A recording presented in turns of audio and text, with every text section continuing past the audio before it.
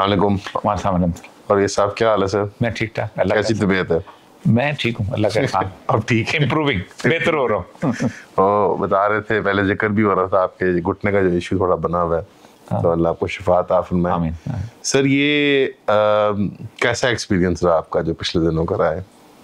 देखिए, पहली बात तो ये है कि पाकिस्तान वक्त के साथ साथ एक ऐसी सिचुएशन में ढलता चला जा रहा है कि जहाँ पर आप कुछ भी एक्सपेक्ट कर सकते हैं आप में, आपके साथ। तो वही कुछ भी था जो मेरे साथ भी हो गया।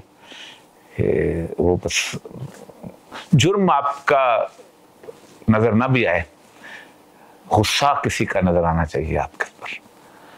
तो जुर्म तो ऐसा कुछ नहीं था जो कि अदालत के सामने पेश करते, गुस्सा था, तो उस गुस्से में 3 महीने गुजार दिए।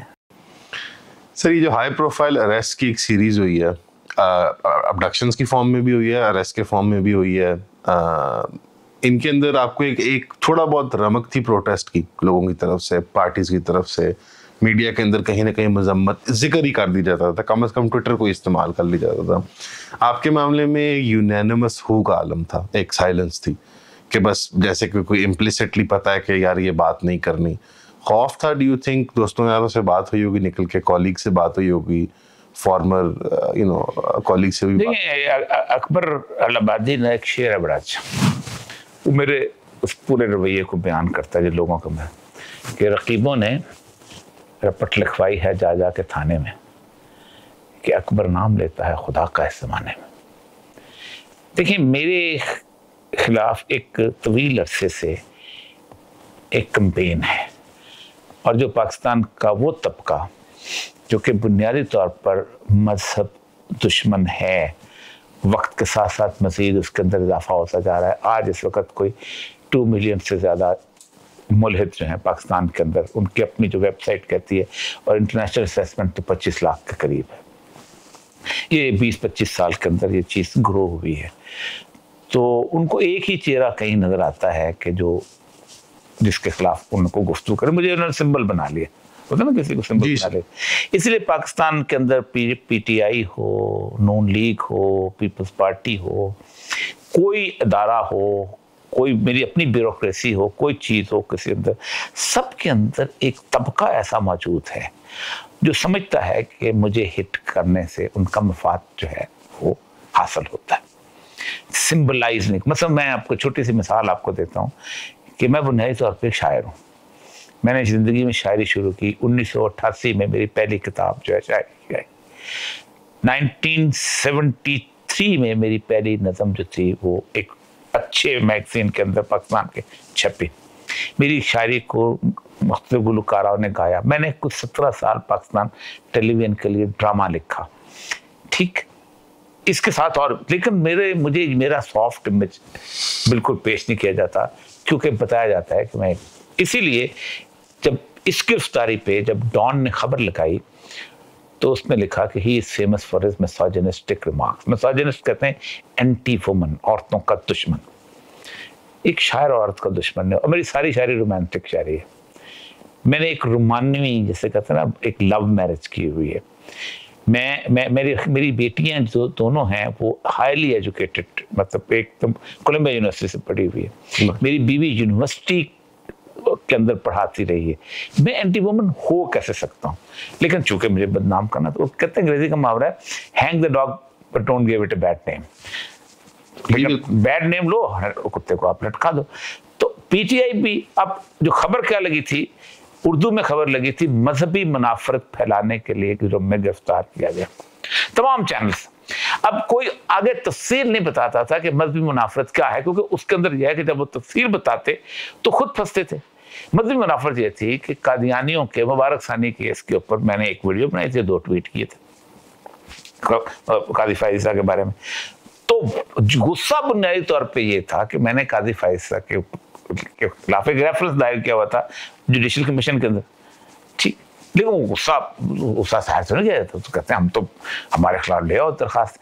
तो दूसरा ये था कि ये, अब इसमें तो पीपल्स पार्टी हो या नून लीग हो या ये हो, ये तो पीछे हट गया। ओहो हेट स्पीच। अब हेट स्पीच ये चीज है, hang the dog, give it a bad name and hang the dog. ये पूरी दुनिया में कहीं भी, मुझे पूरी दुनिया में तकरीबन कुछ 34-35 मुल्क हैं कि जो मुझे वीज़ा नहीं देते। अमेरिका में मेरे पास तकरीबन 5 साल का वीज़ा था। मैं 2018 में मुझे पाकिस्तान एम्बेसी ने बुलाया 23 मार्च को। मैं 22 मार्च को यहाँ एयरपोर्ट पे खड़ा था, तो इत्तेहाद एयरलाइंस का फ्लाइट थी मेरी, तो मुझे उसने कहा कि जी आप अमेरिकन एम्बेसडर से बात कर लें। मैंने कहा क्यों? कि उन्होंने कहा कि आपको यहाँ से चढ़ने नहीं देना। मैंने कहा मुझे लिख के दे दो, क्योंकि मेरे पास ट्रैवल डॉक्यूमेंट तो हैं जी। तो how the American law is implemented in Pakistan. मुझे न्यूयॉर्क से भेजे वापस, हाँ डिपोर्ट करें वहाँ से, डिपोर्ट कर। तो बहरहाल वो मेरा उनके साथ केस चल रहा है। कौन केस? वो चाहते थे कि सीन ना क्रिएट हो वहाँ पे जाके, तो वहाँ यहीं से मामला रफा दफा हो जाए। सीन अमेरिका में का। उसके बाद खबर तो 2 महीने के बाद मेरी बीवी ने जाना था। Nothing to do with anything with my business, intellectual business. As a private individual जा रहे थे, अपनी भांजी की शादी में जा रही थी जी। उनको पहले ऊपर चढ़ाया, एग्जिट स्टैंप लगे, फिर उसको रिपोर्ट किया पाकिस्तान के अंदर, और फिर उसके बाद उसके बहन ने बाकी ने अप्लाई, अब तक उसको वीज़ा नहीं मिला। इंग्लैंड में मैंने वीज़ा अप्लाई किया, मैं कई दफ़ा इंग्लैंड गया हूँ, बार बार गया हूँ। इंग्लैंड में उन्होंने वीज़ा जो है ना वो हम सोच रहे हैं। हालांकि मैंने 2006 में मैंने वीज़ा अप्लाई किया था, मुझे रिजेक्ट कर दिया। मैंने लेटर लिखा उनको कि मुझे कोई मसला नहीं है, I have nothing to lose by not visiting your country. दुनिया में बहुत मुल्क पड़े हैं, लेकिन you will lose your credibility मुझे वीज़ा रिफ्यूज करके, कि तुम एक ऐसे आदमी को वीज़ा रिफ्यूज करो जो कि नोन आदमी है इस मुल्क का। जी। मार्क लाइक ग्रांट होता था उस वक्त एम्बेसडर, उसने बंदा भेजा अपने कॉन्सुलेट का कि फौरन जाके मेरा पासपोर्ट लेके आओ, और बगैर पैसे लिए फीस लिए मुझे वीज़ा लगा के दी। लेकिन जब मिसोजिनिस्ट हो गया, साबित हो गया कि आपने बता दिया कि जी एंटी वुमन है, हेट स्पीच है। तो इसी तरह यूरोपीय यूनियन के मामला है। ऑस्ट्रेलिया में कुछ लोगों ने गुज़िश्ता 1 साल से मेरे लिए उन्होंने अप्लाई किया, 1 साल से we are thinking, we are processing. मतलब जुर्रत करो, सबूत कोई नहीं, जी, give it a back date में। तो ये पूरे के पूरा जो क्लैन है, ये बुनियादी तौर पर इस मामले के अंदर मेरे खिलाफ है, और समझते हैं कि कोई ना कोई रास्ता ऐसा निकले। मतलब जेल के अंदर मुझे एक फिक्रा ऐसा है जो मेरी जिंदगी का सबसे कीमती फिक्रा है, और उस कीमती फिक्रे की सजा जो मैंने भुगती है उसकी मुझे कोई उसमें कोई तकलीफ नहीं है अपनी जिंदगी भर की। एक वहां पर रिटायर होने के करीब वार्डन मेरे पास आया, जिसकी उम्र 60 साल के करीब, कहता मेरी 41 ईयर्स की सर्विस है। 41 साल बहुत होते हैं, आप पहले ब्यूरोक्रेट हो जो करप्शन की चार्ज पे जाने हैं। अब वो मुझे एक साहब ने कहा भी, बहुत बड़े जो इन्वेस्टिगेट कर, उसने तेरे अपने ब्यूरोक्रेट कहते हैं बड़ा ईमानदार बनता है जो उसको तुन के रखो।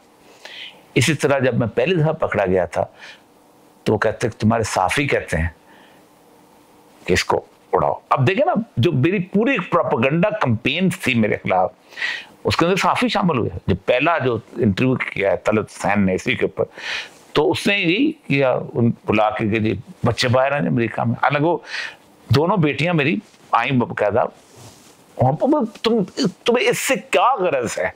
और मैं इस तरह का आदमी तो हूं नहीं कि मैं अपने बच्चों को कहूंगा तुम जो मैं कहता हूं वो करो। तो आपके बच्चों की इंडिपेंडेंट एजेंसी है, वो अलग आपसे इंसान है। बेटियां हैं, चलो बेटे के बारे में, बेटा तो वो है कि ऑस्ट्रेलिया में उसको नेशनलिटी मिल गई, रिफ्यूज, उसने मेरा बाप है। दुनिया के किसी कल्चर में, ईस्टर्न कल्चर जो छुपा कर, दुनिया के कल्चर में तो है इंडिपेंडेंट, ईस्टर्न कल्चर में कभी दामाद को मजबूर किया जा सकता है? नहीं। तुम किस मशरक में रहते हो? लेकिन नहीं, चूंकि है बयान बनाना है, बस बना दिया, खत्म। जैसा नहीं, वैसे टेक्निकली अगर आप अच्छे मिसोजिनिस्ट होते तो आप अपनी बेटियों को जबर से यहाँ रखते अपने। मैं शादी ना करता किसी ऐसे बंदे से अमेरिका। तो डॉन जैसा अखबार, मुझे हैरानी होती है तेरा बात से, इन लोगों से, कि यार तुम क्या लोग हो कि तुम इल्जाम लगा दिया। अब वो जब पढ़ते हैं हेट स्पीच, अब इतना ही लिखा होता ना जब हेट स्पीच, वो खत्म, दैट्स ऑल। आप खुद सोचें कि मैं नॉर्वे जा रहा था, तो नॉर्वे में बकायदा वो कादियानियों का सबसे बड़ा जो बेसिक वहां पर है, तो वहाँ एक खातून है, अभी नाम याद आ जाएगा मेरा, जिसने वो किताब लिखी हुई है इस्लाम दी 26 प्लेग। तो उस नॉर्वेजियन है वो, उन्होंने मिलकर जुलूस निकाला। पहले तो मसूल कमेटी से मेरा वो ख़त्म करवाया, जो होना था, क्या नाम है, जहाँ जलसा होना था, परमिशन खत्म कराई उन्होंने मस्जिद में। अब मैं कहाँ जा रहा था, सैयदना अली अजमेरी दाता गंज बख्श के उर्स के ऊपर जा रहा था तकरीब, ठीक। उन्होंने मस्जिद में चले गए। जब वो मस्जिद में गए तो फिर उन्होंने मुझे फ़ोन किया, उन्होंने नॉर्वे के लोगों ने, सर वो मसला ये है कि हमारे लिए मसला बन जाएगा, आप ना है। हालांकि मेरे पर नॉर्वे में वीज़ा की जरूरत नहीं थी, I had the blue passport at that time, मेरे पर ब्लू में वहाँ, तो उस वक्त ब्लू पासपोर्ट पे वीज़ा की जरूरत आज भी नहीं है, आज भी नहीं हुई। तो मैं फिर नहीं गया। तो असल मसला ये है कि खामोशी ये थी। दूसरी खामोशी मौलवियों की, खुलमा की खामोशी ये थी कि बेसिकली पाकिस्तान में कुछ चीज़ें हैं जिनके कुछ ठेकेदार बन गए। मैं ना बनोरी टाउन का पढ़ा हुआ था, ना जामिया रशीद का पढ़ा हुआ था, ना जामिया अशरफिया का पढ़ा हुआ था, ना मैं जामिया नैमिया का पढ़ा हुआ था, ना किसी और जगह का पढ़ा था। मैं उनका खोशची नहीं हूँ। इसीलिए वो समझते थे कि अब देखिए, मैं गुज़श्ता तवील अरसे से मैं इस उम्मत के हर मसले के अंदर, सच्ची बात यह है कि 2002 में मैंने जनवरी में कॉलम लिखना शुरू किया, क्योंकि 9/11 हो गया था और मेरी 16 साल नौकरी रहती थी। बंदा चीफ सेक्रेटरी लग सकता है, बंदा होम सेक्रेटरी लग सकता है, बंदा सेक्रेटरी इंटीरियर लग सकता है। तो वो आपने जेपरडाइज किया नहीं अपनी करियर को? हाँ, मैं रिस्क डाल के किया। मैंने 27 इंक्वायरियां भुगती हैं, मुकाबला किया है। 2 दफा मेरी 21 ग्रेड की प्रमोशन खत्म की गई। तीसरी दफा मैं सुप्रीम कोर्ट गया, मैंने लड़के वो प्रमोशन ली। मुझे कहने लगे थे वो आपका जो ये जो है ना, क्योंकि एक शिक है कानून के अंदर कि नो सच परमिशन इज, आप परमिशन लें लिखने के लिए, बोलने के लिए, लेकिन no such permission is required if the contributions artistic, scientific और लिटरेरी। मैंने कहा मुझे कोई एक फिक्रा बताओ जो मेरा आर्टिस्टिक या लिटरेरी नहीं है। अब वो ढूंढे, फिक्रा ढूंढना मेहनत का काम है। कॉलम लेके बैठे हुए, अरे मैंने कहा मुझे बताओ तुम फैज को लिटरेचर से आउट करोगे, हबीब जालम को लिटरेचर से आउट करोगे, दोस्तोयेव्स्की को लिटरेचर से आउट करोगे, टॉल्स्टॉय को लिटरेचर से नहीं कर सकते ना आप। रेजिस्टेंस की पोएट्री तो बड़ी पोएट्री होती है, तो लिटरेचर आप अलाउ करते हो, मुझे कहते हो कि नहीं। तो वो मैं लड़ता रहा, खुद लाइन पोस्टिंग देता रहा, लेकिन असल मसला बुनियादी तौर पर आपसे कहूँ वो उनके जा रहा है। इसलिए उन्होंने कहा कि चूंकि मुबारक सानी केस के अंदर उन्होंने बिल्कुल एक नाम था स्टांस लिया था। आप खुद देखें कि जिस वक्त खत्म नबूवत की लीड लेना शुरू की है खादिम हुसैन रिजवी साहब ने, तो चूंकि ये महरार का था, देवबंद का था, तो खामोश हो गए थे। आपने उनको इकट्ठे नहीं देखा होगा एक, तो वो एक ऐसी सूरत है। मुझे बड़ी तकलीफ होती है। हालांकि मैंने जितना उलमा को, मौलवी को डिफेंड मैंने टीवी पे किया है, मैं नहीं समझता कि पाकिस्तान में, मैं कोई दावा नहीं करता पाकिस्तान में किसी और मौलवी को डिफेंड नहीं किया। मुशर्रफ एरा टेलीविजन प्रोग्रामिंग जो थी, जहाँ पे एक खातून या 2 खवातीन और एक सादा सा मौलवी होता था, वो फॉर्मेट के अंदर मेरे ख्याल में आप ही ने डिफेंड किया है मौलवी आज़ाद को। वो बेचारे खुद, मैंने तो उनको, सबसे बड़ी बात है कि ये जो आज अगर ये जो रमजान शो के अंदर औरतें खत्म हुई हैं, हमने कैंपेन चलाई थी। मैंने कहा था कि मौलवी जो है कॉन्शियसली इस्लाम का नुमाइंदा है। वो जो कच्ची सी मस्जिद के अंदर रात के वक्त सुबह की ठंडी नमाज पढ़ाता है, ही इज द सिंबल। लेकिन नहीं, मसला सारा वही है। मौलाना मौदूदी का मसला क्या था? मौलाना मौदूदी किसी मदरसे का नहीं पढ़ा हुआ था, किसी यूनानिमसली उसके खिलाफ हुए हैं सारे के सारे।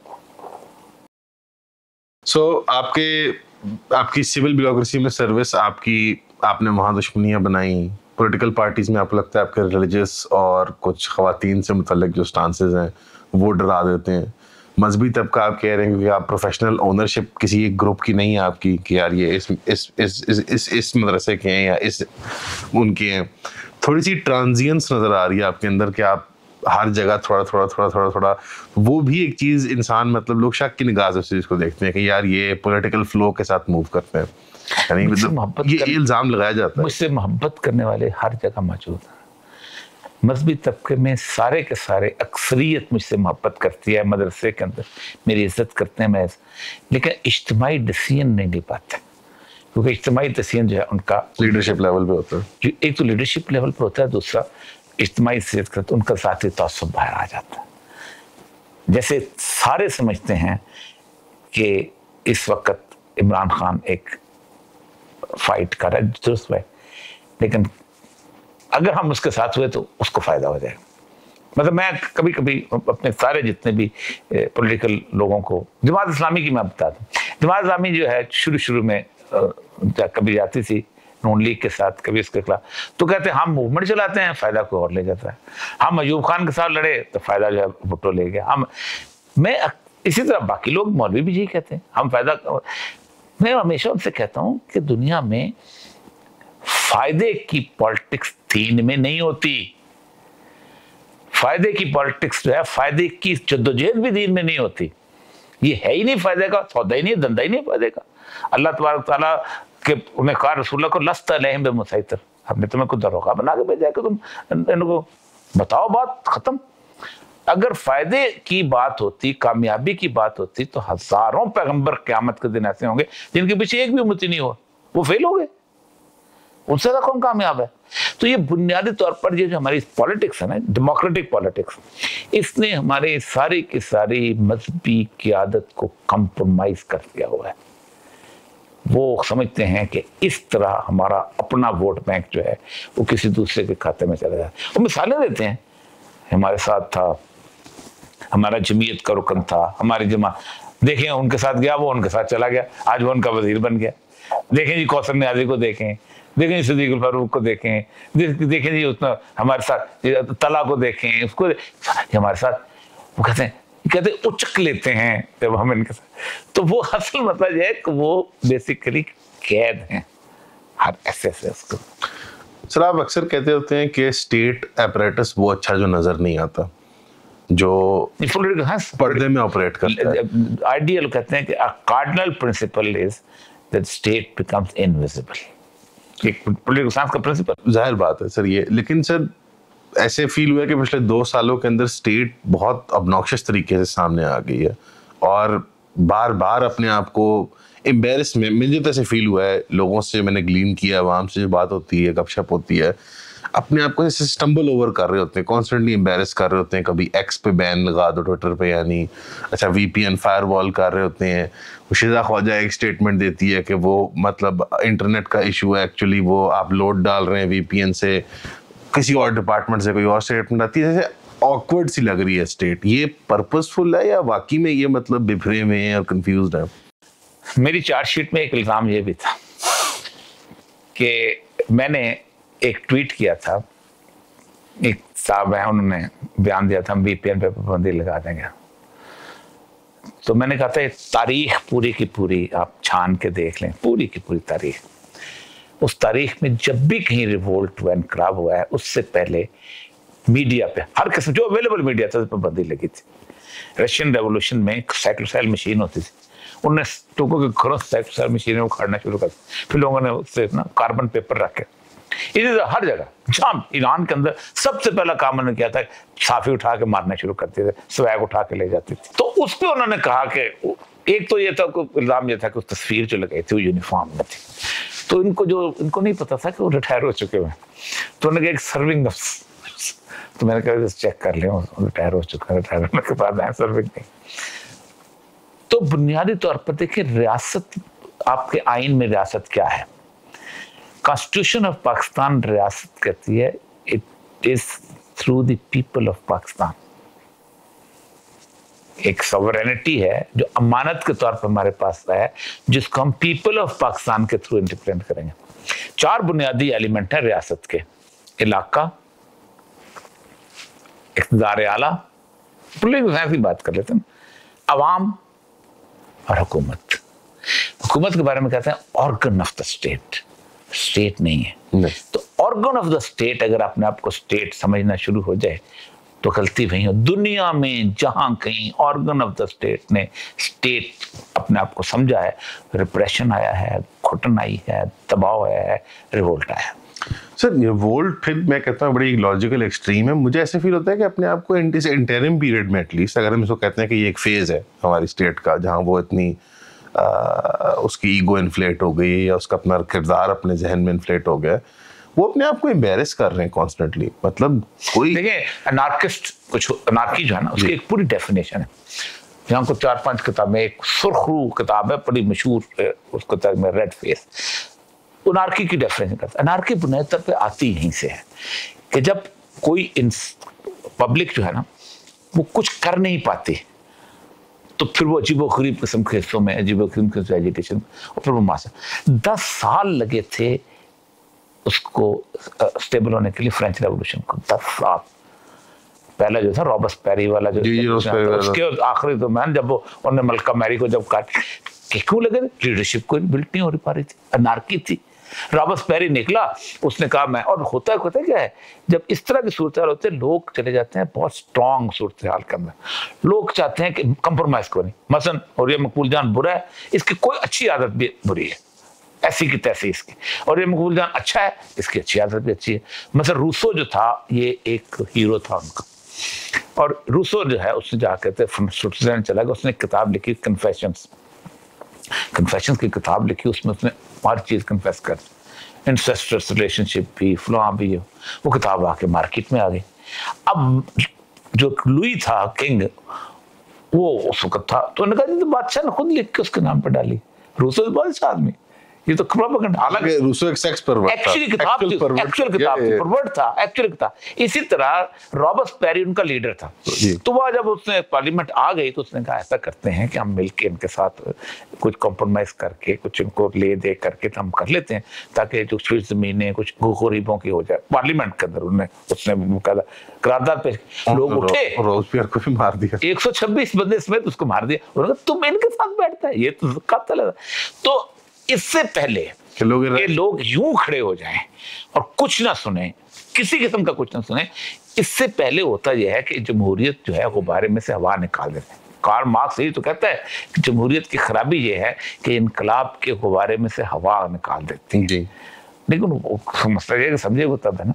सर ये इलेक्शन पे उनके पास मौका था वो प्रेशर रिलीव करने का, वो लेकिन फिर उन्होंने मजीद टाइट किया, फॉर्म 45 फॉर्म 47 वाला जो एक एम्बेरसमेंट की, अगेन कॉन्स्टेंटली बड़े पब्लिकली एम्बेरस कर रही है अपने आप को स्टेट। आप अगर लगातार देखें ना, और एक सिमिलर ट्रैक रिकॉर्ड पे जहाँ पे आप अगर पीटीआई के सपोर्टर से बात करें, चाहे वो ओवरसीज हो या यहाँ पे हो, वो इरेशनल हद तक नफरत रखते हैं। यही मैं कहता हूँ, और ये पीटीआई सपोर्टर नहीं, ये जेन्युइनली होता है, और जी एवरेज पब्लिक भी, जी एवरेज पीटीआई को निकाल दें, नून लीग को निकाल दें, बाकी सब निकाल दें, जेन्युइनली एक सूरत हाल बन जाती है कि जब एक आदमी समझता है कि मेरे लिए कोई रास्ता नहीं है। जब वो कोई रास्ता नहीं होता तो फिर वो अच्छी चीजों को भी बुरा समझता है और बुरी चीजों को भी अच्छा समझता है। हार्डलाइन यूं खड़े हो जाते हैं ना आप, तो हार्डलाइन आ गई सोसाइटी के अंदर। खाकान अब्बासी साहब का इंटरव्यू किया था, हमारे प्लेटफॉर्म पे आए थे, वो थोड़ा बहुत जंप शिप करके उन्होंने एक अपनी सेपरेट स्ट्रीम बनाई है। उन्होंने 5 साल बाद की वो जरा अपनी एक प्लानिंग की है कि मैं स्ट्रीम में से निकलूं। अब्बासी साहब ने इंटरव्यू से पहले कहा था कि यार मैंने कभी, चाय वगैरह गपशप कर रहे, उन्होंने कहा मैंने कभी अवाम के अंदर रियासत और रियासतीदारों के लिए इतनी नफरत नहीं ऑब्जर्व की। मतलब 30-35 साल का तजर्बा है उनका, और मतलब सियासी तजर्बा है, और अगेन उनकी कोई एक देखिए, अगर हम बात करते हैं, पहली बात तो यह है कि कोई हमें हमदर्द के तौर पे ले यार, मेरा क्या इंटरेस्ट हो सकता है इस मुल्क, ना मैंने इलेक्शन लड़ना है, लिखवा ले मैंने नहीं लड़ना, ना मैंने कोई वजारत लेनी है, ना कुछ इस तरह की चीज है, ना मेरा कुछ साथी कोई ऐसा मसला है कि मुझे 4 मुरब्बे जमीन मिल रही थी तो वो मैंने उसके लिए तलाश की। मैंने जिंदगी में जब तक रिटायरमेंट तक मैंने तो सरकार का प्लॉट को नहीं लिया। हम दर्द के तौर पे बात करते हैं ना कि यार इस एक सारी सूरत हाल को संभाल लो इससे पहले कि सूरत हाल खराब हो जाए। लेकिन आप जिस तरह अपने आप को डिफाइन तो एज एन आइडियोलॉग करते हैं, लेकिन पहले आपने अपना वजन टीएलपी के पीछे डाला कुछ देर के लिए, और फिर वो आपने शिफ्ट किया पीटीआई को। जो इधर मजहबी तबका है वो आपसे नाराज है उस बात पे कि यार आपने ये क्यों किया। एक और जो थोड़े ज़्यादा इंटेलेक्चुअल सर्कल्स में आपके चाहने वाले होंगे या दोस्त होंगे, वो तनकीद करते हैं कि टीएलपी एक वायलेंट पार्टी थी, एक्स्ट्रा जुडिशल मर्डर्स पर लोगों को उभारती थी, वहाँ क्यों आपने डाला। फिर एक मजीद तनकीद बनती है पीटीआई वालों की तरफ से कि आप, खैर ये मुख्तलिफ यानी कंप्लेंट्स बनती हैं, बट आप मोटिवेट किस चीज़ से हो रहे हैं? देखिए, अगर टीएलपी जो थी वो वायलेंट थी तो इमरान खान साहब ने मुझे साद रज़ी के साथ नेगोशिएशन के लिए क्यों भेजा, और फिर नेगोशिएशन मैंने रात को 1 बजे मुकम्मल 2 दफ़ा में जेल में से मिले। टीएलपी ने क्यों अग्री किया कि इमरान खान के साथ जो है हम एग्रीमेंट करते हैं। मैं करके आया, आके मैंने एजाज चौधरी को कहा कि 3 उनके मुतालबात। नंबर 1, हमें ख़त्म कर दें, उसकी जो बैंड ऑर्गेनाइजेशन की। जी जी। दूसरा उनका था कि हमारे अंदर जो शेड्यूल 4 के है वो ख़त्म कर दें। और तीसरा हमारे केसेस। मैंने कहा था 2 मुतालबात मैं मनवा सकता हूँ, 1 मिनट लगेगा, ख़त्म हो जाएगा। दूसरा मुतालबा उनका था कि वो शेड्यूल 4 में भी ख़त्म हो जाएगा निकाल, लेकिन अदालत का नहीं हो। वो हमने इमरान खान साहब को भेज दिया। इमरान खान साहब ने कहा सुबह में 10 बजे आके लाहौर वो गवर्नर आए, लेकिन बाकी लोगों ने उनको कहा जो होते हैं वो नीचे से तुन के रखते हैं। उन्होंने फिर उसको तुन के रखा। तो फिर वहाँ पहुँचते पहुँचते जब वो हुआ ये कि वहाँ जब शहदारा में उनकी फाइट हुई और फिर जब वो बैठ गए जाके चनाब पे, तो फिर उनको पाँव कांपने शुरू हो गए। फिर बाजवा साहब का मुझे फ़ोन आया 45 मिनट का कि मैं अपने वालिद की कब्र के ऊपर खड़ा हूँ, तो ये मसला हो रहा है। तो फिर जनाब उनको बुलाया गया, अपना उनको अपना वो जो है वो जो मुफ्ती मुजीबर रहमान को, और वहाँ जाके हुआ। तो फिर उस समय क्यों करते हो? दूसरी बात यह है कि तहरीक लब्बैक जो है उसका मसला यह है, खादिम रिजवी का मसला क्या था? खादिम रिजवी का बुनियादी मसला यह था कि खादिम रिजवी एक एलोक्वेंट स्पीकर, खादिम रिजवी इकबाल को इंतहाई शानदार तरीके से गुजर, खादिम रिजवी बराह रास्त सेकुलर लिबरल हिट करता था। मुझे आप बताइए कि तहरीक लब्बैक के खाते में कितने कत्ल हैं? डायरेक्टली ना इनडायरेक्टली भी बता दें। इनडायरेक्टली एस्टिमेट कर सकते हैं। पुलिस का और चीज है क्या बेनजीर के मरने के ऊपर जो कुछ हुआ है उसका 1% भी तहरीक लब्बैक में हुआ है? क्यों गाली नहीं देते आप बेनजीर को? रेप हुई है उस वक्त सिंध में। सर वो मजहबी मोटिवेशन से नहीं हुआ। नहीं भाई कर क्यों नहीं करते? यही वजह, मजहबी मोटिवेशन नहीं थी ना भाई। मसला पता है क्या है? अगर आप सेकुलर लिबरल बुनियादों के ऊपर बलोच मूवमेंट चलाते हो तो आप नाराज बलोच हो, लेकिन जब आप मजहब के नाम पे गुफ्तगू करते हो तो आप क्या हो? फनेटिक हो। जितने कत्ल रियासती अदारों के BLA ने किए हैं, क्या किसी और मजहबी ऑर्गेनाइजेशन ने किए हैं उस तरह? फिर दूसरा जो आपकी फाइट है वो जो तालिबान TTP की फाइट है, वो तो जर्मिनेट हुई है आपके पॉलिसी से। आपने 20 साल एक ग्रुप बनाया, उस ग्रुप को आपने ट्रेंड किया, आपने सब कुछ किया, उसके बाद अचानक आप कहते हो कि नहीं। हमारी रियासत की एक टेंडेंसी है और हमारे एक साइकोलॉजिकल प्राइमिंग हुई भी उसकी तरफ आप इशारा कर रहे हैं कि अगर मजहबी रुझान की कोई मज़ामत होगी, कोई प्रोटेस्ट होगा, कोई लड़ाई होगी, इवन इस हद तक के पॉलिटिकल वायलेंस होगी, तो इमीडिएटली ट्रिगर करती है हमारे अंदर वॉर एंड टेरर वाली थिंकिंग को कि फनेटिक मौलवी मुल्ला इसको पकड़ो। जबकि पीपल्स पार्टी का एक डॉक्यूमेंटेड वाकया है, चाहे जुल्फ़िकार वगैरह को छोड़ दें, लेकिन हम सिर्फ उस बेनज़ीर के मर्डर के बाद की उसको देख लें, जिस किस्म की वायलेंस। 22 रेलवे स्टेशन आग लगे थे जी। 21 आपका पूरा वो सिस्टम जो था माइक्रोवेव का सिस्टम था खत्म हो गया था, आज तक नहीं बना। कुछ 100 के करीब रेलवे इंजन से आग लगी थी। पूरा मुल्क जो है तूफानी उसमें आ गया था, जबकि तकरीबन शिया हो या सुन्नी हो उन सबके लीडर जो हैं वो मारे गए हैं। स्पाई साहबा के मारा गया, स्पाई मोहम्मद के मारे गए। जी। ऐसे आग लगी नहीं, फिर खत्म बात। I mean they would say कि वो पॉपुलैरिटी इतनी ज्यादा है, बट आर्ग्यूमेंट ये पॉपुलैरिटी नहीं है। आप यू गिव देम रिस्पेक्ट। वो कहते हैं ये उसमें कहते हैं लॉ के अंदर कहते हैं सडन एंड ग्रेव प्रोवोकेशन। उसमें एग्जाम्पशन है जी कि सडन ग्रेव प्रोवोकेशन थी। यहां प्रोवोकेशन कोई नहीं। उसकी मिसाल आपको देता हूं। पाकिस्तान के अंदर अगर कोई भाई या बाप अपनी बेटी को मार दे तो ये क्या है? काराकारी है। ऑलमोस्ट 3000 औरतें हर साल अमेरिका में मारी जाती हैं by their ex boyfriends and husbands. उसको क्या कहते हैं? Crime of passion. ये क्या है? क्या बाप पर भाई का और बॉयफ्रेंड का सिर्फ इतना है कि आज मेरे साथ खाना खा रही थी और रात को किसी और के साथ चलेगी। ऑलमोस्ट इन एवरेज 3000 मारी जाती हैं हर साल क्राइम ऑफ पैशन में। गिनते हैं उसको कि ये कारोकारी है। ये फर्क कितना। बॉयफ्रेंड मारे तो ये मोहब्बत का और बाय द वे मैं ऑडियंस को क्लैरिफाई कर दूं, आप जस्टिफाई नहीं कर रहे इस तरह के क्राइम्स को, आप सिर्फ उसकी फ्रेमिंग को डिस्कस कर रहे मैं ये कहता हूँ कि यार ऑब्जेक्टिव हो जाओ खुदा के लिए। जी I don't want to justify.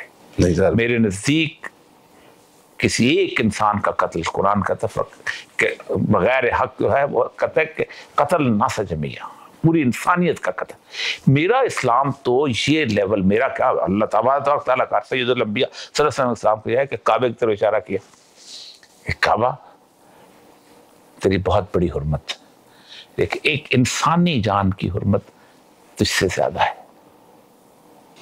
Sir आप मुझे बताइए कि हमने किस किस जगह पे, इकबाल की एक बड़ी खूबसूरत वो है रुबाई, मुझे फारसी की याद नहीं आ रही, कि जिस मस्जिद की एक ईंट को उखाड़ के ले जाए तो ये कत्ल कर देते हैं मुसलमान, लेकिन उस मस्जिद के अंदर नहीं जाते, नमाज पढ़ने नहीं जाएंगे, लेकिन उस ईंट के ऊपर बंदे मार देंगे। चलो सर, टीएलपी के मामले में ये जो एटीट्यूड रहा है स्टेट का कि वो किसी लेसर गॉड के बच्चे हैं या किसी वो लेसर बीइंग्स हैं, या उनकी जो आउटरीच है वो इतनी वैलिड नहीं है, उनको बैन कर देना, ये कहाँ से एटीट्यूड? ये घंटे में निकाल नहीं, उसकी वजह से ये हमारी सिविल सर्विस में कहाँ से? उसकी वजह थी कि पैशन बहुत स्ट्रांग था, और ये पैशन जो था इट हैज ए हिस्ट्री। गाजी इल्मुद्दीन का जनाजा इकबाल अपनी एश्योरेंस पे पढ़ाए, मियां वाली से उसकी लाश उठा के लाए, और पूरा लाहौर शहर उसका जनाजा पढ़े, और उसको एक सिंबल बना के रखा जाए, और मुमताज कादरी का जनाजा पढ़ा जाए, तो उन दोनों के पैशंस को मिला लें यहाँ तक ला के। इतनी किताबें लिखी गई हैं। सर शफी के बारे में उन्होंने, जब वो हैदराबाद वाला केस था, वहाँ पर जो उसने अंग्रेज खानसामा ने उसको मार दिया था, अंग्रेज औरत को खानसामा ने मार दिया था, तो उसने कहा तुम पढ़े लिखे, ऑक्सफोर्ड के ये वो पढ़े लिखे और तुमके निकल किए हुए, तो मैं तुमसे नहीं तो रखता था कि तुम इसकी एडवोकेट करने आ जाओगे। तो उसने पता क्या कहा था? उसने कहा तुम मुसलमानों की रसूलुल्लाह सल्लल्लाहु अलैहि वसल्लम का अकीदत और हुर्मत को जानते ही नहीं हो। मैं खुद भी होता था, मैं भी यही काम करता जो खानसामा ने किया था। कायद आज़म ने किसका मुकदमा लड़ा था? गाजी इल्मुद्दीन का। टीएलपी के पीछे पैशन था, उस पैशन कल्चरल एक फिनोमेनन है, एग्जिस्ट करता है, आपने आज भी एग्जिस्ट करता है। आज आप खादिम रज़वी चला जाए, टीएलपी खत्म हो जाए, आज वही कैफियत पैदा हो जाए, ना हो तो मुझे पकड़ लीजिएगा। सर लेकिन इसके अंदर फिर इशू भी आता था ना कि एक तो लोगों को एक्स्ट्रा जुडिशियल मर्डर्स पे उभारा जाता है। मैं वही कहता हूं, गलत है ना, एक्स्ट्रा जुडिशियल मर्डर गलत है, लेकिन आप कह रहे हैं जज्बात एग्जिस्ट तो करते हैं। वो मेरी खादिम रज़वी साहब से भी बहस हुई थी इस मसले के अंदर। अल्लाह ताला उनको, मैंने कहा ये जो आपने नारा दिया है लोगों को, मन सब्बा नबी फक्तलूहु, जो नबी, मैंने कहा ये किसके लिए? ये नारा था सहाबा के लिए। सहाबा के बारे में कुरान पाक की एक आयत, रसूलुल्लाह की हदीस है, अस्सहाबा तो कुल्लुहुम अदूल, मेरा हर सहाबी एक अदालत है। वो तो खुद अदालत था, तो आप जहां भाटी दरवाजे के बट के हाथ में कैसे दे सकते? मन सब्बा नबी फक्तलूहु, यहां तो नहीं हो सकता। वो अगर एक शख्स जो है वो उसको कत्ल करके आता है, हम एक सिविक सोसाइटी में रहते हैं, यहाँ कानून नहीं, वो तो रसूलुल्लाह सल्लम के तुम जमाने के खुद रसूलुल्लाह सल्लम मौजूद थे। ट्राइबल सोसाइटी थी, अब नहीं ट्राइबल सोसाइटी की बात नहीं सर, स्टेटस ऑफ दी सहाबा जो है वो बाकी पूरी उम्मत के ऊपर फौकियत रखता। बट वो उन्होंने भी एक्स्ट्रा जुडिशियली कभी हाथ में एक दो वाकयात हैं, मतलब वो जो औरत को जो कत्ल करने वाला वाकया, लेकिन वो रसूलुल्लाह से कुछ मतलब स्टेट अप्रूवल के साथ ही वो ऐसा और बात है, रसूलुल्लाह पता था कि रसूलुल्लाह मैदान में मौजूद थे। उसके बाद तो खैर उसमें मैं बहस में नहीं पढ़ने देता, वरना मेरे पीछे पड़ेंगे, लेकिन उसके बाद तो फिर बहुत ज्यादा लेकिन असल मसला ये था कि ये स्टेट एंटी स्टेट के अलावा एक्स्ट्रा जुडिशियल क्वेश्चन तो हो ही नहीं सकते, नामुमकिनात में एक्स्ट्रा जुडिशियल किलिंग हो सके। शरिया ऐसी है। लेकिन आप मुझे ये बताइए, अगर पुलिस एक्स्ट्रा जुडिशियल किलिंग करती है तो उसको हमारे एक साहब आईजी साहब तो हुर्मत का मकाम देते हैं। उन्होंने तो पूरे ऑनर से कहा कि मैंने उसको रास्ते में जाकर मार दिया जी। उसकी तो तस्वीरें लगती हैं गुजरांवाला शहर के अंदर, और कहा जाता है जी इसने मारा कमाल कर दिया। Encounter specialist, encounters, police encounters में बड़े बड़े शाबाशी साहब स्पेशलिस्ट भी होते हैं, उसके स्पेशलिस्ट होते हैं। हाँ जी। तो उसको क्यों नहीं उतनी गाली क्यों नहीं पड़ती जितनी गाजी इल्मुद्दीन वाली अक्सर पड़ती है? ये है फर्क। मैं आपको मिसालें दे सकता हूं कि लोगों ने अपने, मैं 35 साल सिविल सर्विस के, लोगों ने अपने पैसे दे के अपने दुश्मनों को मरवाया जी। मैं आपकी छोटी सी मिसाल आपको देता हूं। मैं पहला जो मैंने केस किया था, असिस्टेंट कमिश्नर कोयटा, मैं नाम भी लेने को तैयार हूं, कभी छुपाया नहीं। तुम्हारे लहसील बलूचिस्तान में डकैती नहीं होती थी, बहुत कम होती, आज भी बहुत, एक डकैती हुई थी, पता अंदर से भी फायर मारे। तो एक ईरान में जाती हुई बस के ऊपर हमला हुआ, उन्होंने उनके चीजें निकाली सब कुछ। तो पीछे मेरा उस वक्त लेविस को हेड करता है तहसीलदार, वहाँ तहसीलदार जो था पीछे गया, उन्होंने फायर किया, तहसीलदार को मार दिया। मुझे पता चला वायरलेस से, मैं खुद, क्योंकि असिस्टेंट कमिश्नर जो है वो लेविस का हेड होता है, हम पीछे गए, वो पूरा इलाका रेगिस्तान का इलाका, दो बंदी का जो है पंचपाई का इलाका, उसमें एक दूर दराज एक झोंपड़ी सी थी, उस झोंपड़ी में से हमने उनको पकड़ लिया। पकड़ के हमने उनके कागजात वागजात सारे बरामद हो गए, शनाख्ती कार्ड मिल गए उनके मुसाफिरों के, सब हम उनको पकड़ के ले आए। जाम साहब गुलाम कादर वस वो तकरीर करते, मैंने जलसे में जाके बताया, उन्होंने वहां का कमाल हो गया। असलम तरीन मेरे साथ बैठे हुए थे, ये पे, ये उस वक्त मैं कहा DSP थी, SP थी।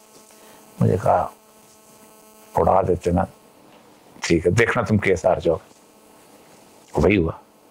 मैं सेशन जज के सामने पेश हुआ, उसने कहा जी आपने फर्द मकबूज की जब बनाई थी केस प्रॉपर्टी तो कहाँ बनाई थी? मैंने कहा मैं कोयटा लाया था, मैंने आके लाख और उसके बनानी होती, सील लगानी होती, तो मैं पंचपाई में धरा में कैसे बनाता? कहता नहीं, क्या पता तुमने रस्ते में तुमने जो बंदूक बदल दी, बेनिफिट ऑफ डाउट आ गया ना। अब मैंने कहा मुझे ये बताइए कि मैं रास्ता हाथ में जेब में लाख और कपड़ा और लेके वहां कैसे जाता था डॉक्टर? लेकिन वो कानून के शिक है, बस उदार। तो ये एक मिजाज है शुरू से बनाया, और रिसेंटली बहुत, अंग्रेज के जमाने में नहीं था, रिसेंटली बहुत ज्यादा हो गया हुआ है, क्योंकि उसमें हमने अपने मसाइल भी आ जाते हैं। तो मैं कहता हूं कुछ लोगों के साथ खून माफ है, कुछ खून ना भी करने से बदनाम है, ये बड़ा मसला है। राइट, फूड फॉर थॉट तो है हमारे लिए, आवाम के लिए भी, क्योंकि एक रिलीजियस दुनिया के किसी मुहज्जब माशरे में कोई पुलिस वाला जस्ट बिकॉज ऑफ दिस किसी को कत्ल कर सकता है कि मुझे पता चल गया था कि ये मुजरिम, आई वाज 100% श्योर कि मुजरिम था, सोच नहीं सकता। रसूल अकरम सल्लल्लाहु अलैहि वसल्लम की हदीस जो सैयदना अली ने सुनाई है, अगर आपको 100 गुनाहगार भी छोड़ने पड़ जाएं तो एक बेगुनाह को सजा नहीं होनी चाहिए। ये मैक्सिमम ऑफ लॉ है सबको दुनिया का। आप कहते हैं नहीं, उसको परवर्ट किया हुआ, आप कहते हैं एवरीबॉडी। देखिए दुनिया पूरी के अंदर हमें मिले गोरे से विरसे में सारा कुछ। गोरे ने कहा था ये 5 लाख जो लोग हैं ना, जिसमें उसकी सिविल ब्यूरोक्रेसी थी, उसकी मिलिट्री ब्यूरोक्रेसी थी, पॉलिटिकल एलीट थी, जिनमें से 32,000 जो थे वो गोरे खुद थे, बाकी सब यहीं के थे, मैं जैसे नारियल थे, बाहर से ब्राउन अंदर से वो कहता कि ये हैं मुहिब्बे वतन। बाकी जो 35 करोड़ हैं ये हैं खद्दार, अनलेस दे प्रूव अदरवाइज। हमारा जो कॉलोनियल स्टेट्स का मसला ये है कि हमारे यहाँ मसला ये है कि you are dishonest unless you prove to be honest, you are criminal unless you prove to be normal man. वहाँ ये है कि नहीं, सब ऑनेस्ट हैं, सब में बेवतन है अनलेस के प्रूव हो। ये है फर्क पूरे सोसाइटी का, एक फजूल सोसाइटी का, एक ऐसी सोसाइटी, घटिया सोसाइटी का, एक मौसम सोसाइटी का। सर पीटीआई के साथ जो हो रहा है, आप काफ़ी अपना एक उसके पीछे वजन डालते हैं और सपोर्ट करते हैं। इंटरव्यूज भी अगर आपके ही तो इमरान खान साहब के साथ मेरे ख्याल से तफसीली इंटरव्यूज भी आपके हैं आने, दो आखिरी सबसे बड़े मैंने लिए थे आखिरी दिन। आप उनको इंटेलेक्चुअल स्पेस में भी डिफेंड करते हैं, उनके लिए एडवोकेसी भी करते हैं, उनके लिए आप लॉबिंग भी करते हैं।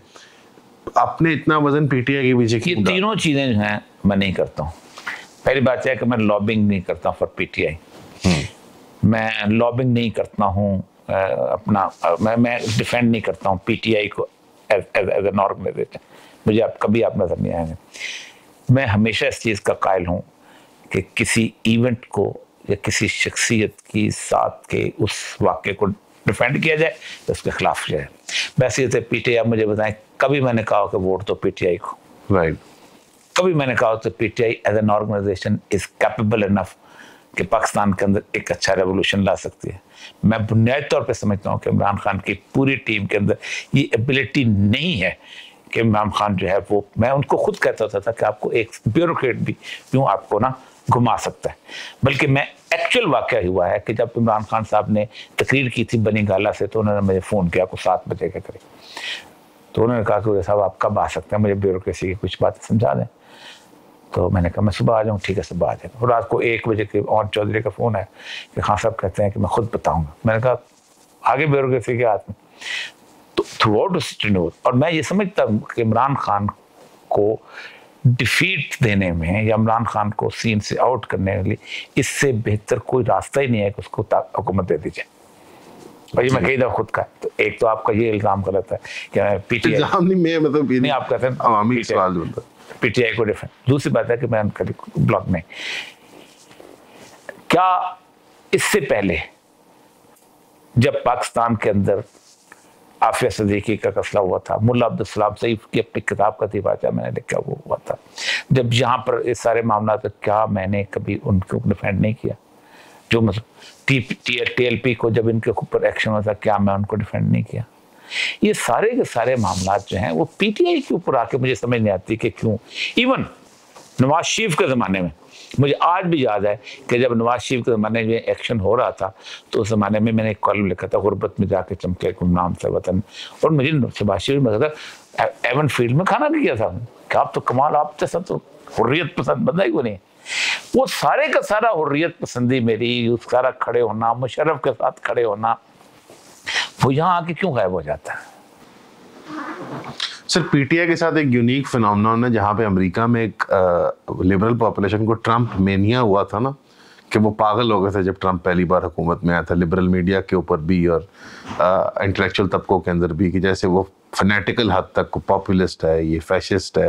इमरान खान साहब के साथ भी कुछ लगता है ऐसा हुआ है, क्योंकि एक पॉपुलर नैरेटिव ये बनाया जाता है कि कोई समहाउ यूनिकली फैशिस्टिक या यूनिकली इनकॉम्पिटेंट या यूनिकली जालिम उनकी हुकूमत थी। नहीं, इमरान खान का फिनोमेना जो है ये वो फिनोमेना होता है कि जिसके बारे में वो तमाम सर कुव्वतें जो कि वेस्टेड इंटरेस्ट होते हैं वो डिफीट नहीं दे सकते।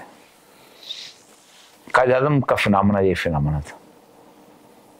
इल्जामात देखें जरा सा, बाप के घर में, बाप ने घर में बुलाया, 3 महीने के लिए छुट्टियां गुजारो, बेटी फंसा ली, उससे शादी कर ली, कुत्ते पालता है, शराब पीता है, सर से पांव तक वेस्टर्नाइज है और कहता है मैं इस्लाम नाफिज करूंगा। सारे क्यों? इन पब्लिक स्पेस वो उसको डिफीट नहीं कर सकते थे, जबकि कायद आज़म की जो पॉपुलैरिटी थी that was restricted to some areas. वहां पर थी किस जगह पे? उस जगह थी अपना लखनऊ वगैरह, सारा यूपी से, सिंध के कुछ इलाके, पंजाब में थी। KP he was not a non personality, वहां तो और लोग थे। भुट्टो, आप उसको पब्लिक अरीना में डिफीट नहीं दे सकते थे।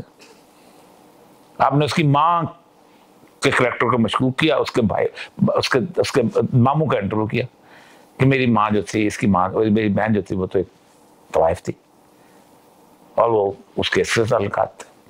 आपने उसको बाकायदा साबित करने के लिए, अब जो फोर्सेस होती हैं ना, वेस्टेड इंटरेस्ट की फोर्सेस, वो इमरान खान, इससे पहले इमरान खान के फिनोमेना में जब 22 अप्रैल से पहले Imran Khan was nothing, he was as common politician as others are. सिर्फ उसके अंदर वो कहते एरोगेंस है, भुट्टो में एरोगेंस नहीं थी।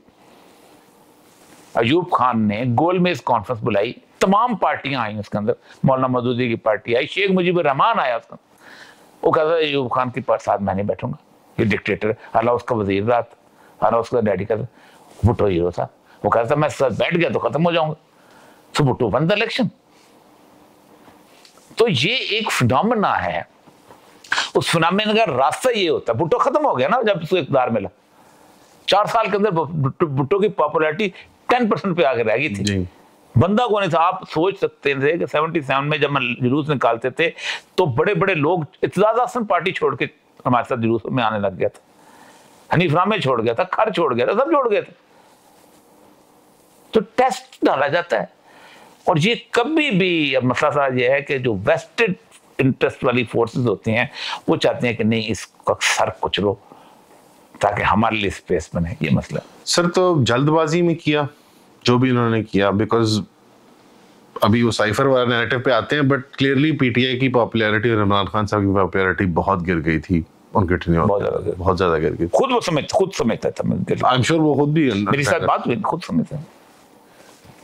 तो ये आई मीन फिर तो ये गनीमत साबित हुआ, बट इनकी तरफ से जल्दबाजी नहीं थी, ऑपोजिशन की तरफ से, स्टेट की तरफ से, सिविल ब्यूरोक्रेसी। देखें पाकिस्तान में एक नैरेटिव है कि अगर आपके साथ एस्टेब्लिशमेंट है तो आप जो है उसको कामयाब है। तो वो समझते थे कि एक प्लानिंग है कि जिसके अंदर अगले 10 साल के इमरान खान अपना रास्ता बना रहा है, अपनी मर्जी कार में चीफ ले आएगा, ये हो जाएगा। वो गुफ्तगू भी करते हैं मुझे, हमारी जान हम नहीं आ सकेंगे, हमारे रास्ता नहीं बन सकेगा। एग्जिस्टेंशियल मसला था अपोजिशन, क्योंकि पाकिस्तान में ना ज़ियाउल हक ने एक बड़ा मजेदार सा फार्मूला तय किया था, और ये खुद कहते थे जमीयत गुल साहब कि हम कॉन्स्टिट्यूशन तो नहीं बदल सकते, टेन्योर जो है उसका 4 साल से कम कर, 5 साल से कम हम वैसे कर लेंगे, 2.5 साल कर लेंगे। उन्होंने गुलाम साग खान को पहले 2.5 साल पे लगाया, फिर खुद 2.5 साल पे आ गए। तो ये भी यहाँ उन्होंने 3-3, 4-4 साल का कर दिया जी, 4 साल जरदारी को 2050 साल नवासी को, ये जो थी। अब वो ये इस बात पे तो अग्री करते हैं कि 4-4-4-4 12 कर लो यार, 3 इमरान को 4 इमरान को भी दे दो ना, लेकिन ये नहीं हो सकता कि हम देर तक इंतजार करें और हमारी बारी ना आए। क्योंकि पाकिस्तान की पूरी ब्यूरोक्रेसी, पाकिस्तान की पूरी जो मशीन, इंतजामी machinery, it has been divided into 2 different clans गुज़श्ता 30-40 साल। ये पीटीआई के ब्यूरोक्रेट्स हैं और ये सर इसके नून लीग के ब्यूरोक्रेट्स हैं, पीपल्स पार्टी, इनको तो बनाने का मौका नहीं, पीटीआई के ब्यूरोक्रेट होते हैं बेचारे, तो इतना बनाने का मौका नहीं मिला ना, तो तभी उसी में था। दूसरा खुद इमरान खान के अंदर ये एबिलिटी ही नहीं है तो इस तरह के मुद्दे क्रिएट कर सके, ये अपने आप को दुश्मन बनाने में बहुत इसको मलका हासिल। लेकिन असल मसला ये था कि इन लोगों ने, अब ये होता था जो नून लीग के ब्यूरोक्रेट हैं वो पीटीआई के नजदीक, उसके पीपल्स पार्टी के नजदीक डिसऑनेस्ट है, वो उसके लिए डिसऑनेस्ट है, वो उनका कैसेट है, वो उनका। आप देख लें, आप जितने एक्स ब्यूरोक्रेट्स को सेनेटर्स और वजीर इन दोनों पार्टियों ने बनाया है, किसी और ने नहीं बनाया। शौकत महमूद साहब से शुरू हो जाए ना, डिप्टी कमिश्नर जी, फारूक लगारी से शुरू हो जाए ना, he was deputy commissioner. Peoples Party Khalid Kharal से शुरू हो जाए ना, डिप्टी कमिश्नर लड़काना। यहाँ आ जाए, राना मकबूल पे आ जाए, आज चीमा पे आ जाए। तो असल मसला ये है कि ये इनके स्ट्रेंथ्स हैं और स्ट्रेंथ प्रोलॉन्ग करती हैं, फिर जाके आप उनको रिटायरमेंट के बाद आप उनको और अहदे देते हैं। ये फातमी, ये सारे के सारे ये उनके एसेट्स हैं। भुट्टो से शुरू, आगा शाही क्या है, अजीज अहमद क्या है, एसेट भुट्टो के एडवाइजर्स। तो ये बेसिकली खेलते हैं ब्यूरोक्रेसी के सर के ऊपर, वो पार्टियां हैं।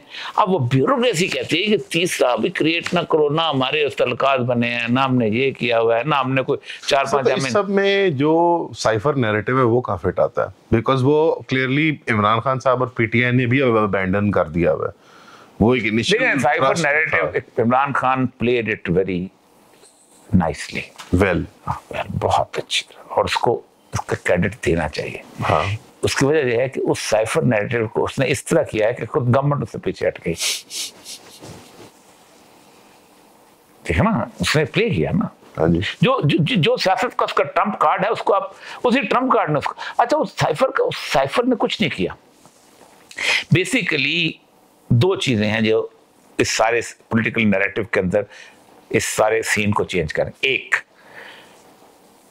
वो जो इकबाल कहता है ना, पुरानी सियासत गरी खार है, ज़मीं मीर सुल्तान से बेजार है, साकिना लगा, लोग तंग आ गए हुए थे पुराने, ये अभी वो आ गया, फिर ये उधर से चले गए।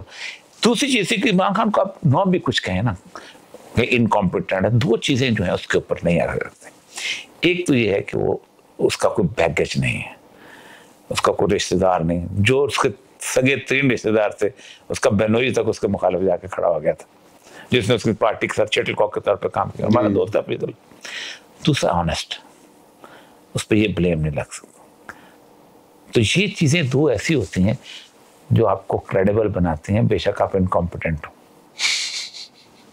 सर बट वो क्रेडिबिलिटी उन्होंने एक नैरेटिव के पीछे डाली कि साइफर केस है, यूएस की तरफ से एक एलामिया है, हमारे खिलाफ खतरा है, हम पसंद नहीं आ रहे, और वो टाई इन हुआ दो चीज़ों के साथ, एब्सोल्युटली नॉट, और रशिया के साथ कुछ नेगोशिएशंस करने का।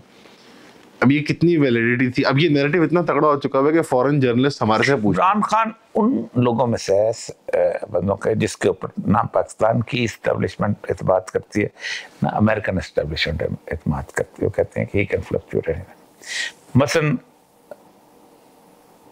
ड्रोन्स के खिलाफ उसने 10 डाउनिंग स्ट्रीट के सामने जाकर मुजाहरा किया था। कंसिस्टेंट है उनका। ये जो रीसेंट फिनोमेना हुआ है, असल तो टर्निंग पॉइंट थी रीसेंट फिनोमेना, और वो था अफगानिस्तान का टेक ओवर।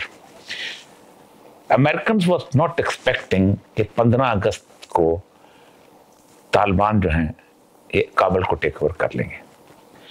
उसकी वजह है कि ये मेरी कभी उस जमाने की गुफ्तगू सुने इंटरनेशनल मीडिया पर भी, उस पर भी I was the only one जिसने कहा था ये 4,30,000 की जो फौज है it will not survive more than 1 week. ये तुम बना के चले गए हो ना जी, ये अफगानिस्तान के माशरे को तुम समझते नहीं हो। ये नहीं हो सकता कि एक तुमने थाना बनाया उसमें 4 उज़्बेक हैं, 2 ताजिक हैं, 3 पश्तून हैं, 4 जो हैं वो अपना खुरासानी हैं। ये इनकी एक पुलिस ये नहीं बनती। इसके लिए एक पूरी ट्रेडिशन से अंग्रेज ने फौज बनाई थी, बड़ी लंबी चौड़ी ट्रेडिशन के साथ लेके गया, ट्रेनिंग की, अपना किया। ये एक दिन जब इनका होगा उज़्बेकों में चला जाएगा, ताजिकों में चला जाएगा। तो जब 15 अगस्त को सरेंडर हुआ है ना काबुल, तो 16 की तकरीर देखें बाइडेन की। मैंने कहा the best possible equipment one can have they had, the best possible training one can have they has, the best possible intelligence support one can have they had. ये क्या कर दिया ना, आंखों में आंसू आ गए थे कि उनका मकसद ये था कि अफगानिस्तान इस 4 लाख 4.5 लाख का जो क्राउड है इसके साथ लड़ेंगे, और इस लड़ाई के अंदर हम चले गए, लड़ते रहेंगे, अफगानिस्तान चूते में दाल पड़ती रहेगी। आप सोचें कि उसके अगले दिन यूएस कांग्रेस का इजलास हुआ है और उन्होंने कहा किधर है Blinken, issue 20,000 visa to those जो हमारे लॉयलिस्ट थे वो फंस गए हैं, कत्ल हो जाएंगे। और आपको पता है कि 1,24,000 लोगों की वैक्यूएशन हमने करवाई है वहां से जी। हमारा मसला है कि उस वक्त इमरान खान जो थे ना उनका स्टैंड था उनकी तरफ, वो चाहता था कि ये पीस उधर से हो जाए ताकि एक बॉर्डर सारा कुछ बोले। ये पॉलिसी नहीं थी उनकी, तो इसलिए इमरान खान ने शिफ्ट होना था। तो आप अभी भी कुछ वजन डाल रहे हैं इस बात में कि फॉरेन इंटरवेंशन का एलिमेंट था? 99 के 100% था। मैं तो इस पे व्हाटएवर द साइफर इज, उसको रियलिटी समझें या ना समझें, साइफर एक रियलिटी तो है ना। आप क्या समझते हैं कि आप किसी जगह पे कहते हैं कि ये जो बंदा जो है ये हमें पसंद नहीं है, तो क्या आप क्या समझते हैं पाकिस्तान के अंदर वो लोग कभी ये बर्दाश्त कर सकते हैं कि उस बंदे को कायम रखें? इससे बैकडोर डिप्लोमेटिक केबल्स कम्युनिकेशंस उनके अंदर कहीं पार्टी पे मतलब पता क्या हुआ है? कॉन्सुलेट में it is for the first time that the cipher has become public. वरना सिक्योरिटी पेपर्स उठाएं अमेरिका के, अब तो लीक आउट हो जाए। जो लैंग्वेज उन्होंने इस्तेमाल की है इंदिरा गांधी के बारे में 1971 के अंदर, इंडियंस आर बास्टर्ड, ये किसिंजर कह रहा है, उसने कहा this beach will certainly not tell that we have not given her the warm reception in Washington. बीच का लफ्ज़ इस्तेमाल पेपर मैं आपको दिखा देता हूँ, लेकिन पहले दफा लीक आउट हुआ है। वो लीक आउट जो था किसी के लिए भी नहीं, इसलिए वो डेड हो गया, क्योंकि वो लीक आउट पसंद नहीं करते। मैं तो अक्सर कहता हूँ 20 साल बाद लीक आउट हो जाएगा, पढ़ लेना, फिर मातम करते रहेंगे। सर लेकिन इवन इमरान खान साहब इससे थोड़ा पीछे हट गए और वो कह रहे हैं कि एक डोमेस्टिक इशू ही था।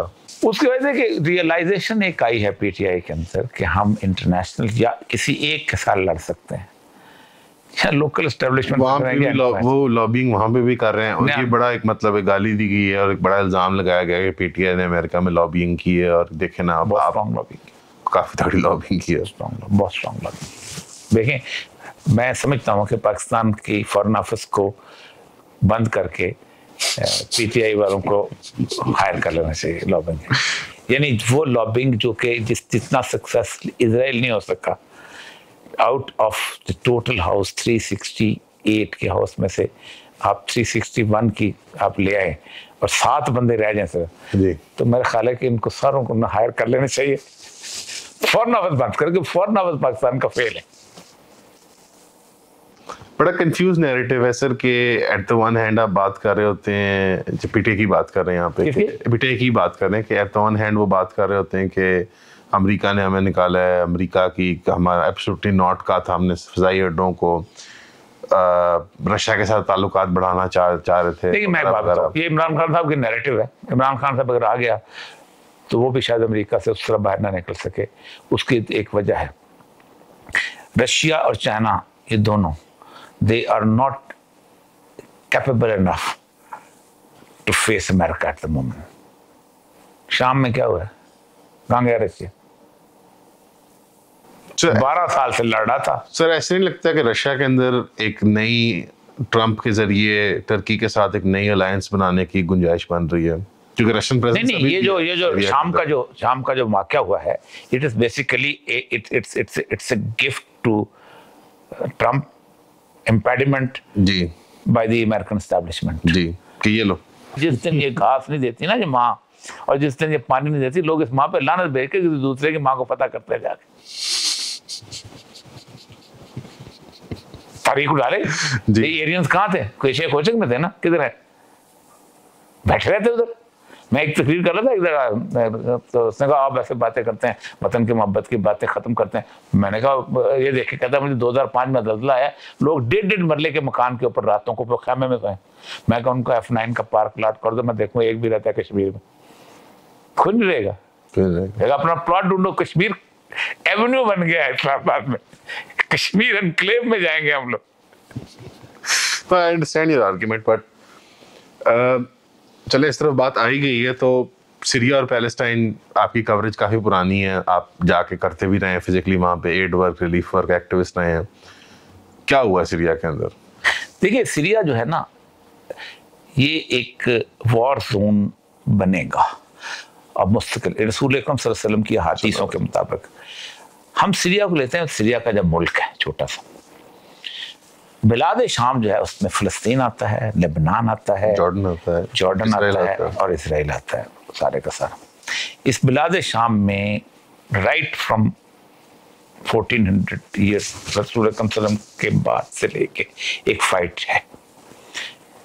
70 ईस्वी में निकाले गए थे टाइटस जरनैल के बाद, लेकिन फिर वो फाइट के वो ईसाई आ गए थे, ईसाई हाकम, और हज़रत उमर ने ईसाई हाकम से ली थी चाबी, और उसमें एक शर्त डाली थी कि हम इस शर्त पर ये बैतुल मक़दस आपको देना चाह रहे हैं, चाबी दे रहे हैं कि आप यहूदियों को यहाँ बाद में, लेकिन चल अब वो शाम के अंदर बेसिकली ये जो सीरिया है, it was actually selected by the French.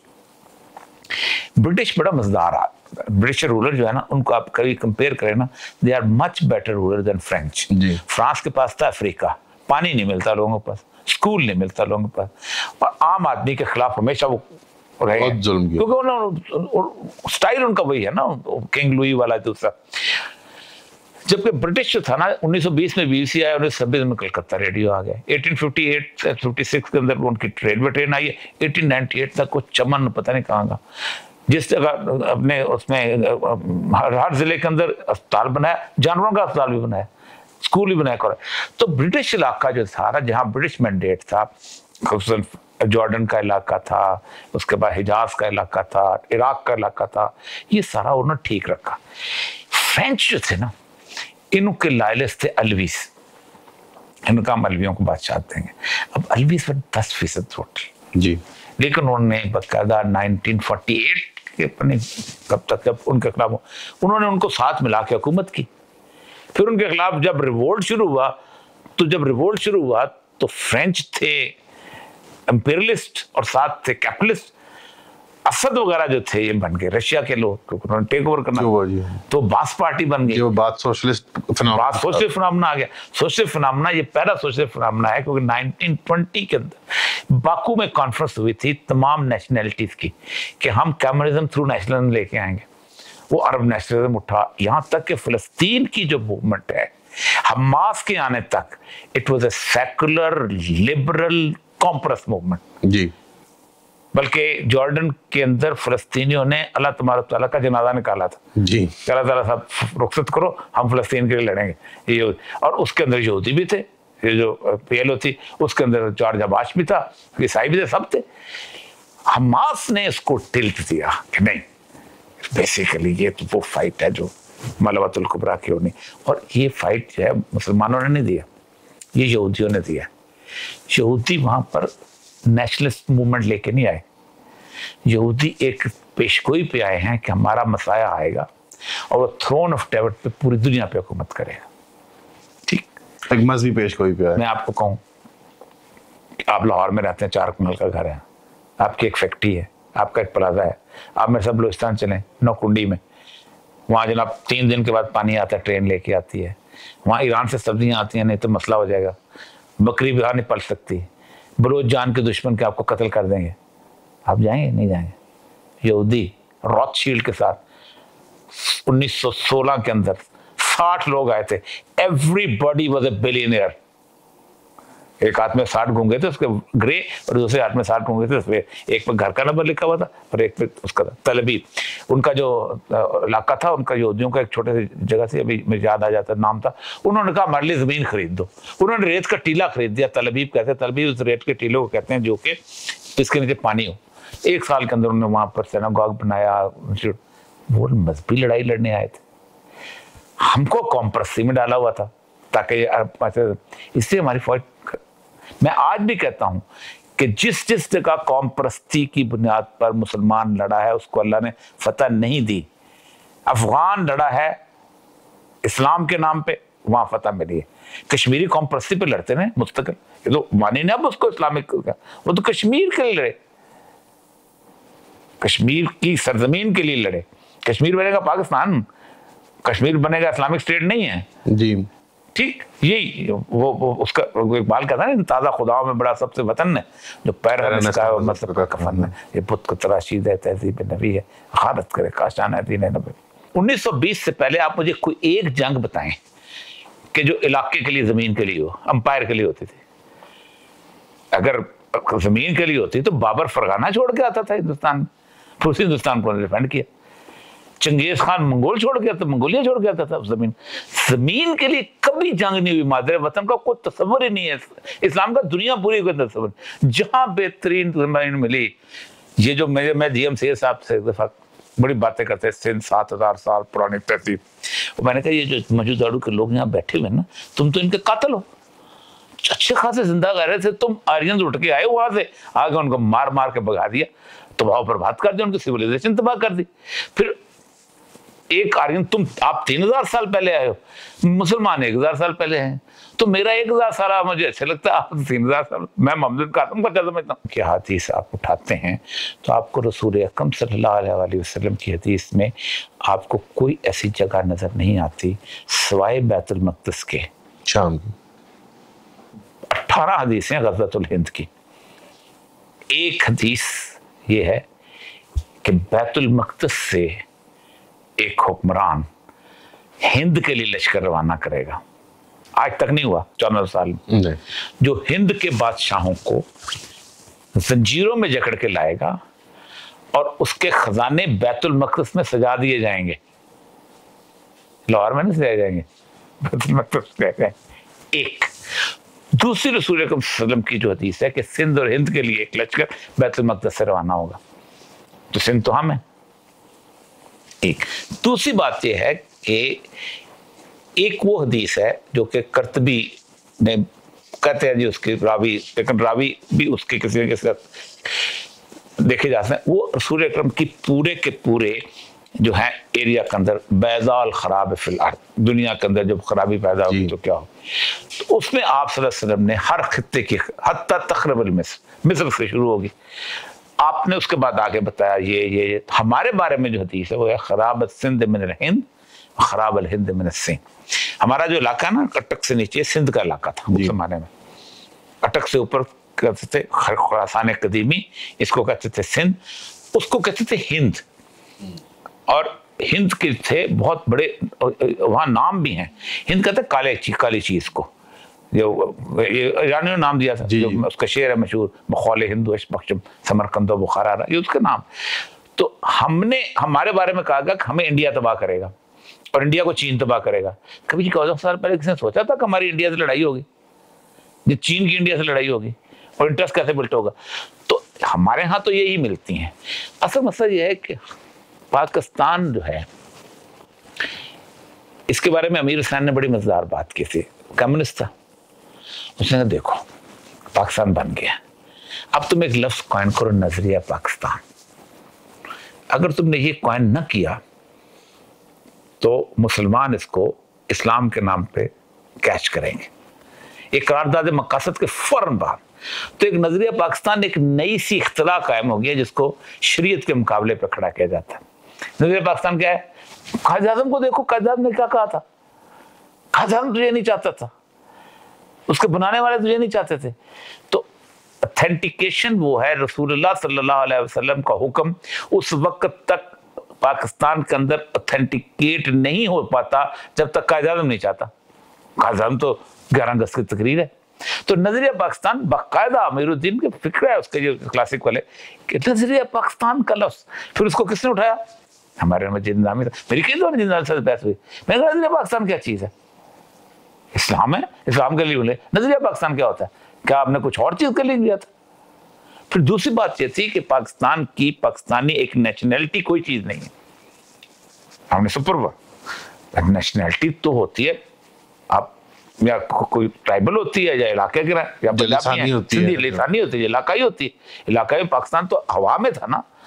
अब लोग कहते हैं जी पंजाबियों ने, सिंधियों ने, बलोचों ने, पठानों ने मिलकर पाकिस्तान बनाया, बंगालियों ने।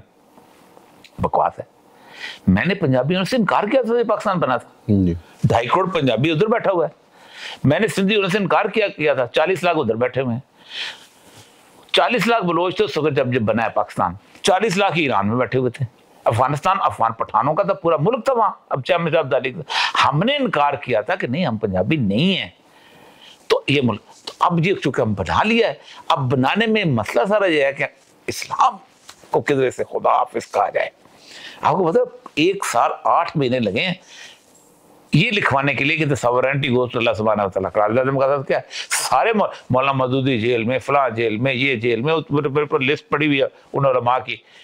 तो और फिर उसके बाद एक जस्टिस मिर्जा सा बंदा पैदा हो गया कि जो इन्होंने अपना एक इस्लाम पे मौलवी मुत्तफ़िक़ 22 उलमा का जो मशहूर वो है जिसमें सारे शिया सुन्नी पे ये नुकात है, इसमें कान आइन बना। तो असल मसला ये है कि 1922 के बाद, जो मैं 22 के बाद मैंने 20 में पासपोर्ट है, पूरी दुनिया का जो नक्शा है वो खुद डिजाइन किया गया है कि इसको नेशनलिटी बना दिया जाए, इसको कौमियत। कभी भी कौमियत पे लड़ाई नहीं हुई। रोमन एम्पायर की लड़ाई हुई है, पर्शियन एम्पायर की लड़ाई हुई है, ठीक है। एक क्राउड था, वाइट क्राउड था, उसने कहा शाम हमारे पास, फना हमारे पास, ये हिस्सा हमारा। उनकी जमीन की लड़ाई का झगड़ा जो है ये 1920 के बाद आया, चिड़ियाघर जब बना। क्यों?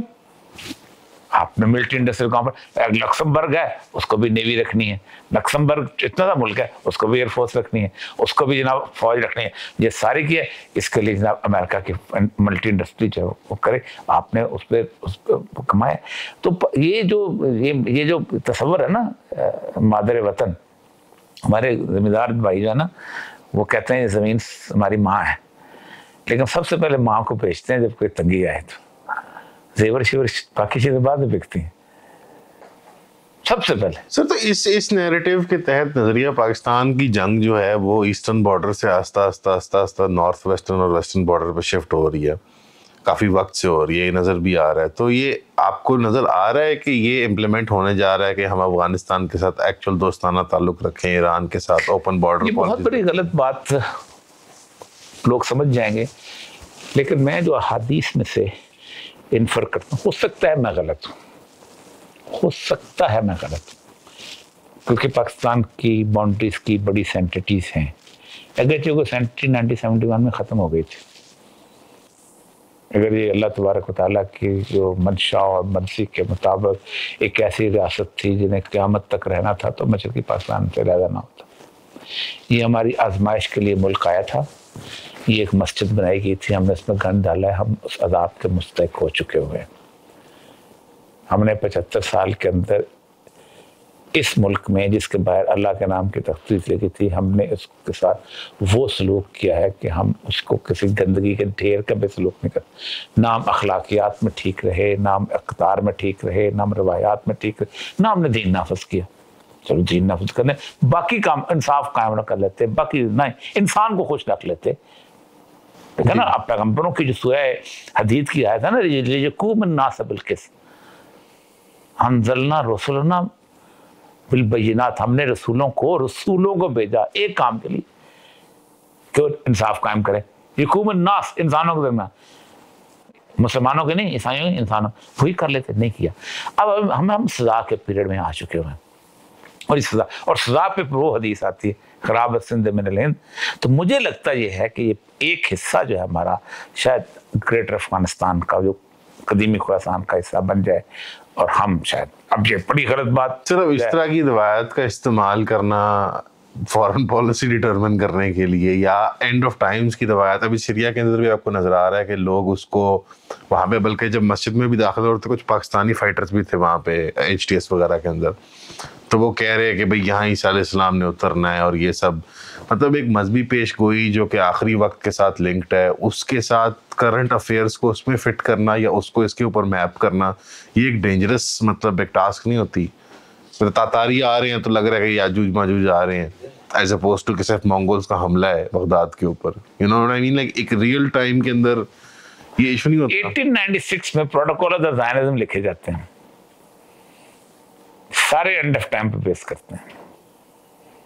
इजराइल जाएंगे, मसाया आएगा, आलमी हुकूमत कायम करेगा, पूरी दुनिया उसको सपोर्ट करती है। बाल्फोर कहता है every Jew living in any part of the world are to be considered as one nation and we believe the right to go back to their promised homeland. उसको भी नहीं कहता कोई। बेसिक क्वेश्चन सर, अब मतलब यहूदियों ने एक बिल में हाथ डाला है, नहीं हमसे लड़ने, नहीं वो हमसे लड़ने आए हैं सर, नहीं वो गो के बिल किसी और से नहीं, वो तो खुद रसूलुल्लाह की हदीस है ना, जैसे वो होंगे, नहीं वो बिल्कुल और उसके इंटरप्रिटेशन वो उसकी इंटरप्रिटेशन जानी होती है, वो मैं बताता हूं। मैं एक और आपसे एक और एंगल से पूछता हूं। एक थॉमस थ्योरम होता है सोशियोलॉजी के अंदर, दो थॉमस नामी आदमी थे कि जो चीजें सच हो या ना हो वो अपनी इम्प्लीकेशंस में सच होती हैं as man believe them to be. यानी अब अगर यहूदियों के यहाँ या ज़ायोनिस्ट, यहूदी नहीं कहना चाहिए, ज़ायोनिस्ट के यहाँ, चाहे वो ईसाई हो चाहे यहूदी हो, उनके यहाँ मजहबी, वो भी पागल, उनका मजहबी फनेटिसिज्म अगर उनको उनके इस ट्रूथ को मैनिफेस्ट कर रहा है कि वो किसी एंड ऑफ टाइम्स आर्मागेडन के लिए तैयारी कर रहे हैं, तो हम क्यों इस तरह रेसिप्रोकेट करें? पहली बात तो ये है कि वो जो अगर कर रहे हैं, क्या वो इस वक्त पावरफुल हैं दुनिया में? एक, फिर वो किसके अगेंस्ट कर रहे हैं? हमारे खिलाफ। तो हम अगर उनके खिलाफ वो मजहबी नैरेटिव नहीं बनाएंगे तो हम तो नहीं लड़ सकते उस तरह। वो मुझसे लड़ने आए ना।